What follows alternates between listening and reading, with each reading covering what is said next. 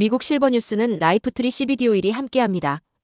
도널드 트럼프 제47대 미국 대통령이 공식 취임했습니다. 트럼프 대통령은 정오가 조금 지난 시각에 워싱턴 국회의사당에서 존 로버츠 대법원장 앞에서 취임 선서를 하고 공식 임기를 시작했습니다. 트럼프 대통령은 이어진 취임 연설에서 미국의 황금시대는 오늘 바로 시작된다면서 자신의 행정부에 모든 날 동안 자신은 매우 간단하게 미국을 우선에 둘 것이라고 말했습니다. 그는 미국은 더 위대해지고 더 강해지고 더욱 예외적인 나라가 될 것이라면서 오늘 이 순간부터 미국의 쇠락은 끝났다고도 밝혔습니다. 트럼프 대통령은 78세 나이로 미 역대 최고령 대통령 기록을 세웠습니다.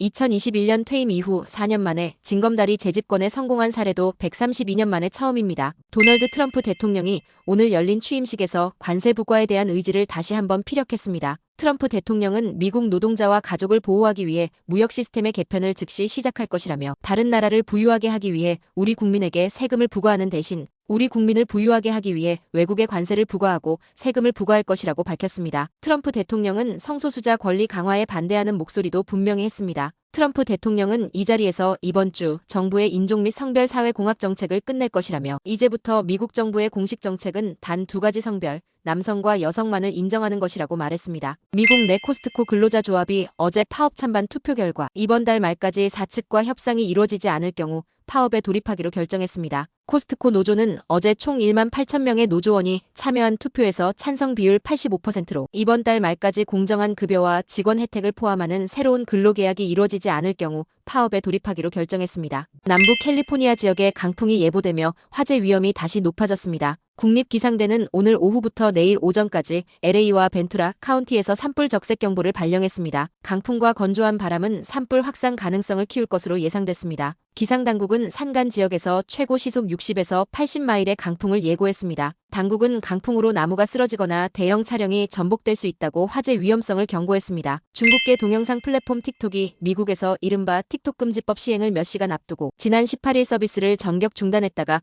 하루 만인 19일 서비스를 일부 복구했습니다. 틱톡 측은 소셜미디어를 통해 우리 서비스 제공업체들과의 합의로 틱톡은 서비스 복구 절차를 진행 중이다라고 알렸습니다. 이어 트럼프 대통령이 우리 서비스 제공업자들에게 어떠한 처벌도 받지 않을 것이라는 확신을 준 것에 대해 감사하다고 했습니다. 그러면서 우리는 트럼프 대통령과 협력해 미국에서 틱톡을 유지할 수 있는 장기적인 해결책을 모색할 것이라고 밝혔습니다. 다만 기존 앱 이용자가 아닌 경우 애플과 안드로이드 앱에서 틱톡 앱을 새로 내려받는 것은 여전히 불가능하게 됐습니다. 한국 뉴스입니다. 윤석열 대통령이 한국 시간 21일 헌법재판소에서 열리는 탄핵심판 3차 변론기일에 직접 출석하기로 했습니다. 윤 대통령 측은 20일 밤 고위공직자범죄수사처가 강제 구인 시도에 실패하고 돌아간 직후 윤 대통령의 헌재 출석 사실을 공지했습니다. 윤 대통령 측은 앞으로 가능하면 헌재 변론 기일은 모두 출석할 예정이라고 밝혔습니다. 탄핵 소추된 대통령이 헌재 심판정에 직접 출석하는 것은 헌정 사상 처음입니다. 윤 대통령은 직접 전원 재판부 앞에서 비상계엄의 정당성을 주장하고 재판관들이 던지는 질문에 답할 것으로 보입니다. 오는 23일 4차 변론 기일엔 12.3 비상계엄 핵심 인물이자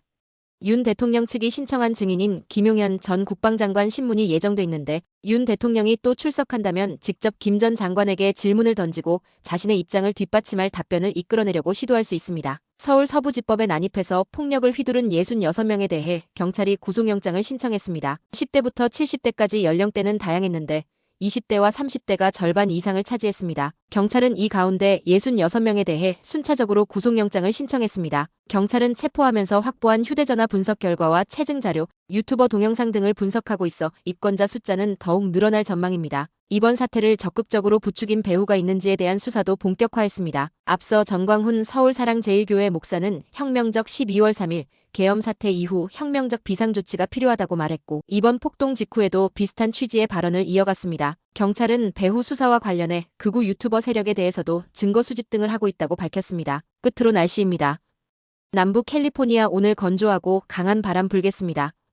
LA와 오렌지 카운티는 낮 최고 기온은 63도, 밤 최저 기온은 43도 예상됩니다. 벨리와 인랜드 엠파이어 지역 낮 최고 기온은 65도, 밤 최저 기온은 41도 전망됩니다. 해안가 지역은 낮 최고 기온 59도, 밤 최저 기온 46도 예상됩니다. 산간 지역 낮 최고 기온은 51도, 밤 최저 기온은 19도, 사막 지역은 낮 최고 기온은 64도, 밤 최저 기온은 28도 전망됩니다. 오늘의 뉴스 읽어드렸습니다.